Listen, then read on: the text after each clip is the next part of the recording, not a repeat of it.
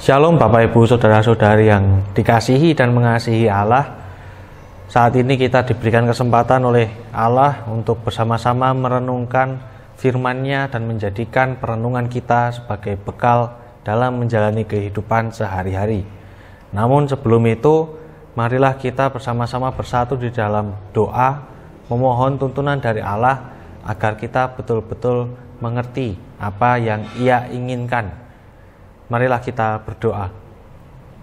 Bapa yang ada di surga, sungguh kami mengucapkan syukur karena Engkau telah memberkati kami dan memberikan anugerah kepada kami di dalam setiap hidup kami. Pada saat ini kami akan mendengarkan firman-Mu, kami akan merenungkan firman-Mu. Tolong Engkau yang bukakan hati dan pikiran kami agar kami dapat mengerti sepenuhnya apa yang Engkau inginkan. Di dalam nama Yesus Kristus kami telah berdoa. Amin. Bacaan kita pada hari ini terambil dari Injil Lukas pasal yang ke-7 ayat yang pertama sampai yang ke-10. Tetapi saya hanya akan membacakan ayat yang ke-4 sampai yang ke-5. Sisanya diharapkan dapat dibaca oleh Bapak Ibu Saudara-saudari semuanya di rumah masing-masing. Lukas 7 ayat 4 sampai yang ke-5.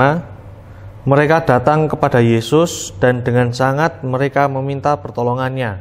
Katanya, Ia layak engkau tolong, sebab Ia mengasihi bangsa kita dan Dialah yang menanggung pembangunan rumah ibadat kami. Demikianlah firman Tuhan, yang berbahagia ialah mereka yang mendengarkan dan merenungkannya di kehidupan sehari-hari. Haleluya. Bapak Ibu Saudara-saudari yang terkasih pasti mengetahui salah satu peralatan di dapur bernama pisau, sebuah benda tajam yang seringkali dipakai untuk memotong bawang atau memotong cabai atau daging. Yang jelas gunanya itu untuk memotong sesuatu. Nah, pisau itu adalah alat yang berguna tergantung kepada niat si pengguna. Jadi pisau itu bisa sangat membantu kita manusia kalau kita ingin memotong daging, ketika kita memasak, ketika memotong sayuran dan sebagainya. Tetapi pisau yang tajam itu juga bisa sangat berbahaya kalau dipegang oleh orang yang memiliki niat buruk. Misalnya dipegang oleh seorang perampok atau pencopet. Pisau yang tajam, pisau yang tadinya bisa digunakan untuk membantu manusia, malah justru dapat digunakan untuk membunuh dan merugikan orang lain. Nah, hal yang sama itu juga terjadi kepada apa yang telah diberikan Tuhan kepada kita. Jadi Tuhan telah memberikan kita kepandaian, Tuhan telah memberikan kita bakat, memberikan kita kemampuan untuk melakukan sesuatu. Nah, segala yang diberikan oleh Tuhan itu sifatnya baik. Hanya saja tergantung kita. Apakah kita akan menggunakan kepandaian kita untuk menolong sesama atau menggunakan kepandaian kita untuk menipu sesama? Apakah kita mau menggunakan kemampuan kita untuk melindungi sesama, misalkan saja kemampuan taekwondo, apakah kita akan menggunakan bakat dan kemampuan itu untuk melindungi mereka yang selalu dibully, atau justru malah kita yang menjadi pembuli karena kita bisa melakukan taekwondo? Jadi segala hal yang diberikan Tuhan itu sifatnya sangat netral, tergantung siapa yang menggunakannya.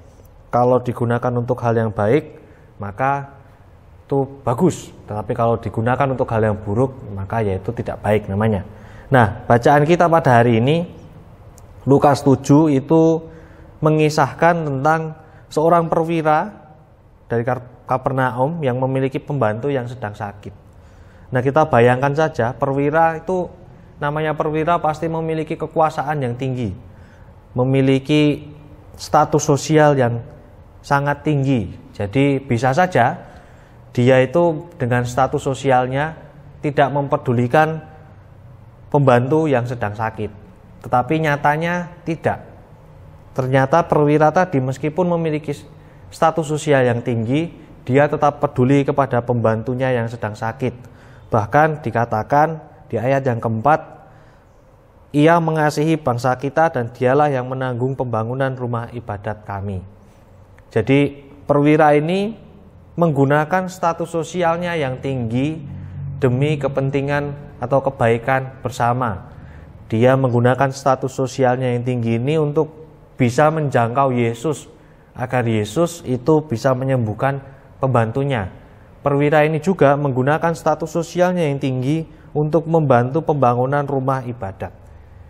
Jadi bisa dibilang perwira Kapernaum ini sudah memberikan contoh kepada kita bahwa kita harus menggunakan segala hal yang diberikan oleh Allah, kemampuan yang diberikan oleh Allah dengan sebaik-baiknya, dengan tujuan kebaikan bersama.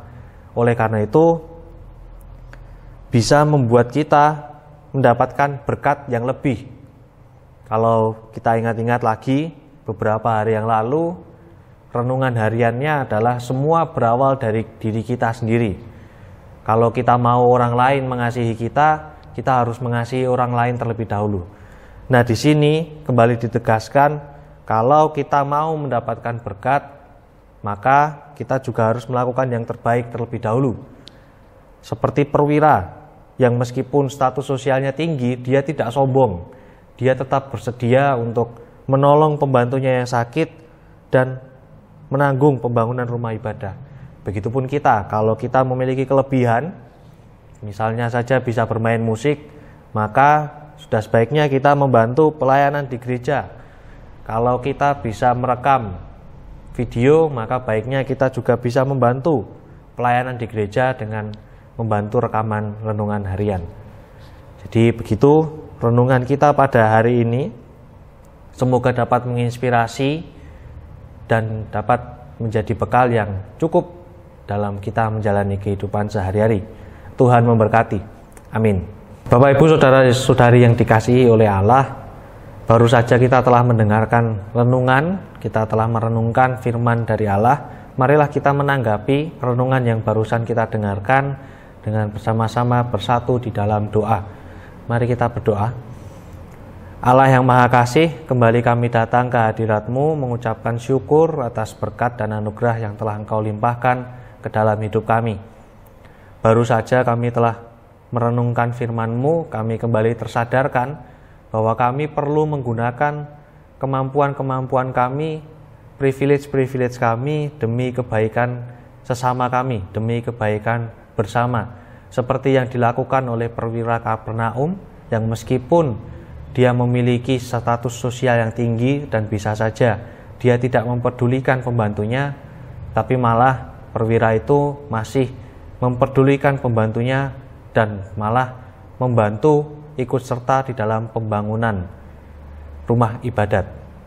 Tolonglah kami ya Tuhan, bantulah kami agar kami dapat menjadi sosok seperti perwira Kapernaum yang barusan kami renungkan, agar kami bisa menggunakan segala kemampuan dan privilege kami untuk melakukan hal yang baik dan dapat menjadi berkat bagi sesama kami. Kami percaya Engkau akan menolong kami dan menuntun kami ke dalam jalan yang terbaik. Di dalam nama Yesus Kristus kami telah berdoa. Amin.